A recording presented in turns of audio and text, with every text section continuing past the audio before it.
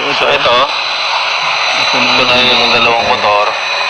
Ilagay mo yung ventilador dito sa kabila. Okay. So pinapaandar mo ko itong generator. Itong 7.5 horsepower, 3-phase, AC motor. Alright. So ang ibig sabihin niyan is bali 5,625 watts. Okay. 220 volts, 60 hertz. Okay.